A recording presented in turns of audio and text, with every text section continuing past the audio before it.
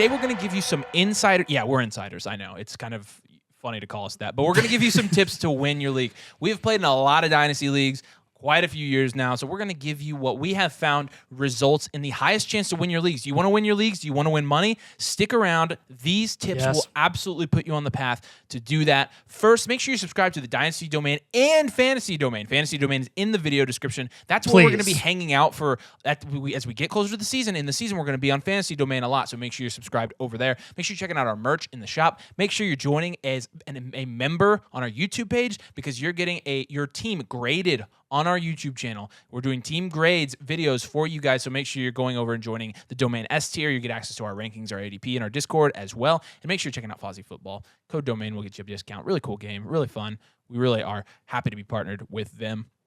Today, like I said, we're going to be talking about cracking the Dynasty code. What a cool title. Awesome title. We didn't ask ChatGPT if that should be our title. Definitely didn't. But when you're talking about winning your Dynasty leagues, obviously in fantasy, in Dynasty, an aspect of it is just going to be luck, right? I mean, that's just how it is. I mean, you cannot, as skilled as you are at making trades and finessing your league mates, your skill cannot make Jalen Hurts play in Week 18 last year. It can't. And if it screwed you, it screwed you. But regardless, you can do certain things to put yourself in a position to be ahead when you do get to the point where it comes down to some luck. And those things are what we're going to outline in our video today. The first one's going to be acquire 24 firsts plus production. So what we mean by this, down tier. 24 firsts, insulated value, only going to go up, great investments. It's like you have a stock and you know the stock is going to go up in value, you can sell high. Why the heck wouldn't you invest in that stock? Let me give you an example. Do it. T. Higgins for Burks and a first. Treylon Burks and a 24 first. Well, that's not production, but it still counts. That's a down tier. Do it. So, but like even give me Christian production. Watson for Deontay Johnson and a first. Yes, that's what we're talking. Guys like Aaron Jones and James Conner. You can trade running backs like Dameon Pierce, Tony Pollard for Miles Sanders and a first. Even Dalvin Cook and Aaron Jones in a first. Like, heck yes. I'm taking 12 players next year over Tony Pollard. Absolutely. So that's going to be tip number. We do every video with Tony Pollard, every single one. Like, we do not miss a beat there.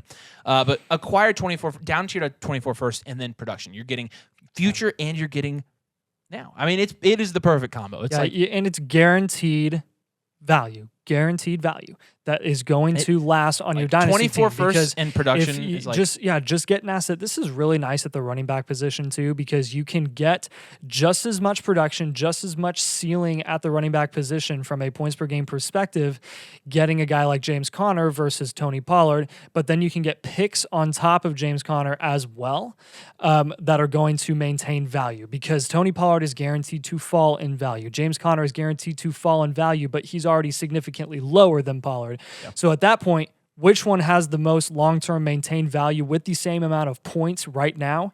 It's the side with the pick. Absolutely it is. And then we're going to look down at our next one, and that is send trades every day. Every day, man. Every single day. Every day. Ideally, you should just do it every single day in every single league. Make it a part of your daily routine. Like, just whenever you you're wake thinking up, about you brush your teeth, you send Dynasty trades. Like, that's what your day should look like. And if it doesn't, you're doing something wrong. I'm just kidding. But now that doesn't mean convince yourself that someone's a good value or someone's a buy or a bad value just because you don't want to screw your Don't pull a Simon roster. Denny and go trade for the same person in every single league. Except we liked that value. We liked that value. It was good value. He got good trades. But if you're sending trades every day, I mean, you want to know how I come away with the best value win trades ever? It's because I send a feeler. And when I say feeler, I don't mean lowball somebody, because there's a difference between a lowball and a feeler. But I can send a feeler to somebody and see if they're interested in trading. And there's going to be another tip that's going to feed into this. And that is where I end up getting a value win for that team on the day, because I sent on a feeler trade. He countered with something, and I'm like, oh, I could maybe get this player at a discount. I think this player is underrated in his eyes. Let me target that player. Those conversations do not happen if you do not send trades. You should be doing. The more you do that, you build your Dynasty team by stacking small value wins. You stack small value wins, by making trades. You make trades by sending trade offers. So naturally, that is going to be something that can immediately elevate you from a positioning standpoint, from an advantage standpoint. You can take a huge value advantage if you're sending trades every day. So that's really important as well. And then the third one here is going to be manipulating the market. And look, when I say that, what I mean is you should be basing your values off of multiple sources, seeing who's been consistently valued too high, consistently valued too low, and flip those guys. So you've got a buy low guy, sell a sell high guy for a buy low guy, and a lot more. I mean, you're double taking advantage of the market. You're selling somebody at their absolute peak that should not be that high. You're buying somebody that has slid down for one reason or another in ADP low, and because of that, you're able to. The more you play the market, the bigger your value wins are. And again, in Dynasty, it is about value. Yes. So when you're you're sending trades, send trades on guys that are on the trade block that are buy low candidates. I mean, we tell you, oh, you should be buying Drake London low. If a guy puts Drake London on the trade block, go trade for him. We came out with a video last week. Drake London's a buy low. Somebody put him on the trade block, and Tro was targeting me and was like, oh, come get him, whatever. I did it. I got Jalen Hurts from it. I mean, it worked out pretty freaking well. So when you're talking about, manipulating the market, again, target those buy low guys, especially right now. You're not planning for any games or weeks right now. Yeah. So don't be go get value. Go get the value no matter what. Yes. And keep in mind that with the general market that we're talking about, general market value with the Dynasty community as a whole doesn't always directly correlate to sub-markets, to your specific leagues. Yeah. And this can be directly tied to team or players in your Dynasty league that are fans of specific teams. We're Colts fans. We try our best to not overvalue a lot of the players on that team. There are a lot of Lions fans that we've played with before, a lot of Bears fans who irrationally overvalue the players on their teams. Justin Fields. And you can play that big time and get some crazy value from it. So just because the Dynasty community as a whole sometimes doesn't say that this player or this person is a value, we still encourage you to know your leagues. And you only know your leagues by sending trade offers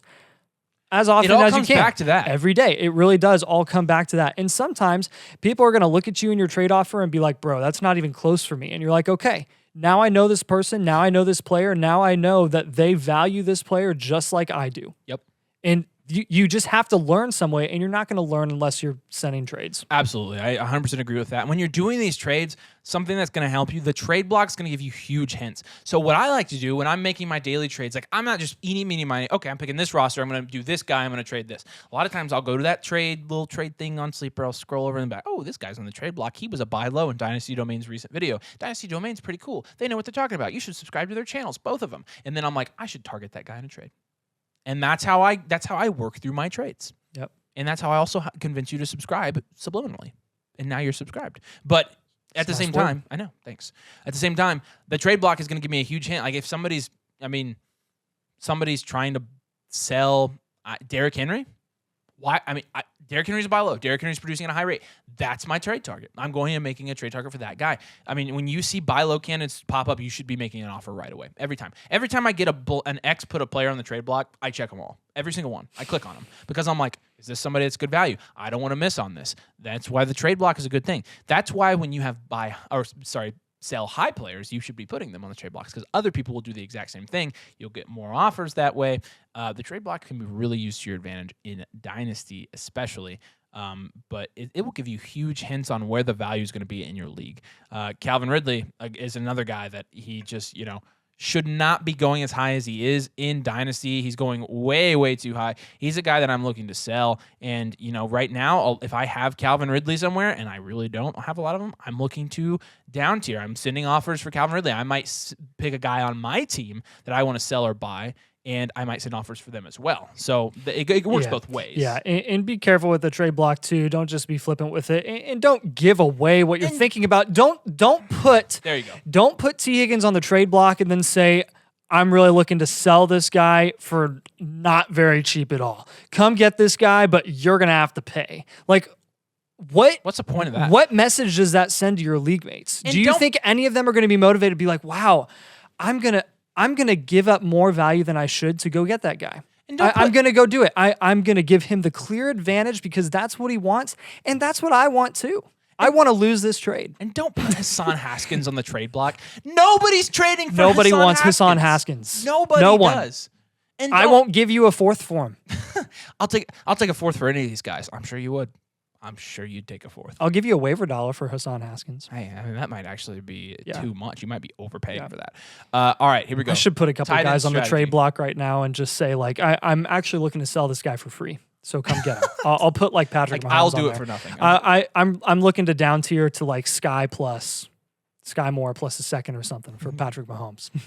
There you go. All right, tight end strategy. We say this all the time. Yeah, take a top 6 tight end or no tight end. If you have not watched our video on tight ends winning you championships, the top 6 tight ends winning you championships, and no one else below that, please go watch it. It's one of our best research videos that we've done, and it actually did pretty well. So one of the few tight end videos that we've done that's actually done well. So we looked at over 160 leagues, that's a lot. Not tight end premium and tight end premium, and that is a ton of leagues, a ton of data that we collected. What players, what tight ends did you have when you won your championship?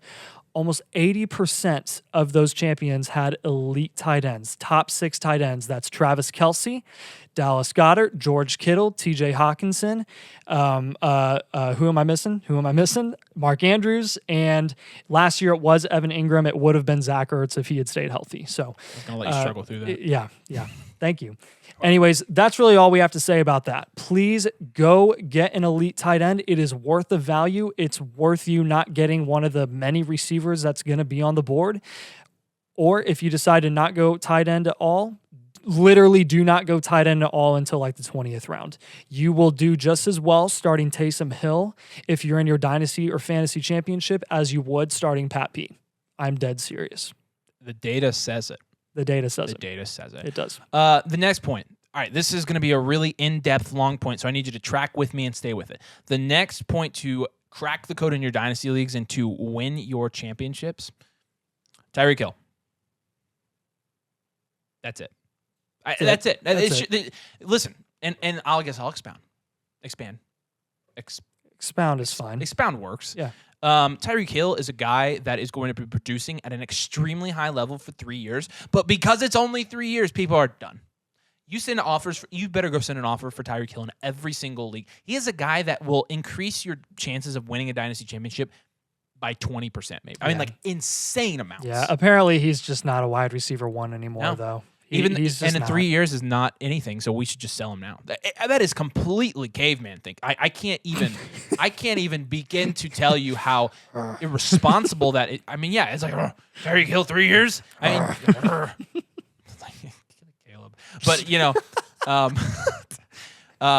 with Tyreek Hill, again, he's going to drastically improve your chances to win dynasty championships. He's probably the most undervalued high scorer in dynasty right now, and for that reason, we think that that's somebody you should be trying to trade for in every single league. It's somebody that is probably my highest owned player, like exposure-wise. My exposure to Tyreek Hill is extremely high, so we suggest you do that as well, and we just wanted to throw that one in there. The last one is target 6 to 12 round running backs for your flex spots in Dynasty. Yes, this excludes Cam Akers going in the 7th to 8th round. Please avoid him at all costs. And Dameon Pierce and Rashad White and Isaiah Pacheco.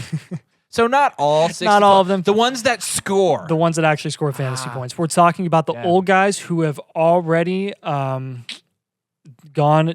They've already plummeted. They've already fallen off the value cliff. They are already going to continually slowly decline. But it's just going to be a slow decline from here on out. It's not going to be another crazy plummet. They're just going to ride this train to zero until they stop scoring fantasy And we're not talking about Tony Pollard. Tony Pollard is 2007. We all know what happens in 2008. Don't buy 2007. Like, oh, you know what? I'm going to buy some Lehman Brothers stock right here in 2007. Bad idea.